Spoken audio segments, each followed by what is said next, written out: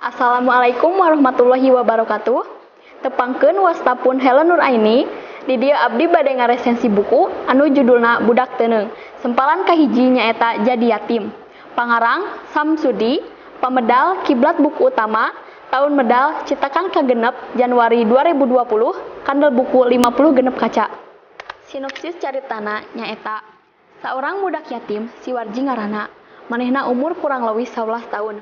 Babarangan indungna, manehna nempatan hiji imah leutik anu geus reyot. Sanajan manehna hirup dina kamiskinan, Ibu Warji henteu ku si kaleungitan asih ka asih sok nasehatan Warji. Ambeh jadi anak anu jujur, panyabar, mika hapunten sarta daek ngelehan.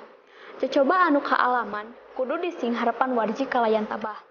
Manehna mindeng menang perlakuan anu kirang hade, kulantaran Warji lain anak jelema beunghar.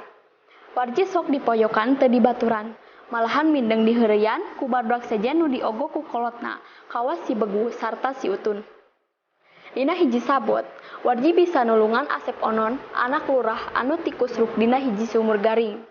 Saprak eta pisan, Warji jadi sobat Asep Onon anu mimitina hageulheun pisan. Minangka tanda hatur nuhun luhur parurah mere baju jeung calana ka si Warji. Kaonjoyanna nyaeta medarkeun sagala peristiwa anu hade sarta cocok pisan pikeun budak sakola anu maca. Kahengkerana dugi danget ayeuna teu acan mendak kahengkeran dina ieu buku.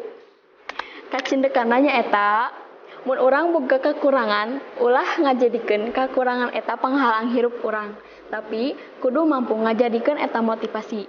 Jeung lamun urang boga kaleuwihan ulah ngajadikeun kaleuwihan eta nyesatkeun urang.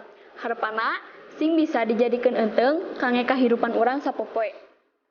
Sakitu nu dipikahatur. Wassalamualaikum warahmatullahi wabarakatuh. Shoes on, get up in the morning, cup of milk, let's rock and roll. King Kong, kick the drum, rolling on like a rolling stone.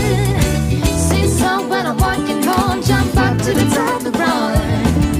Ding dong, got me on my phone, nice tea, and I get my ping pong. Hey, this is getting heavy, can't hear the bass boom, I'm ready.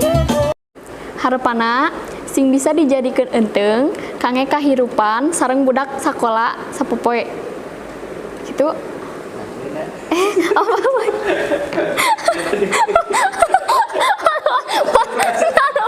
Pabalikan deui. Kahengkeranna nya eta. Kacindekan. Oh, kacindekan.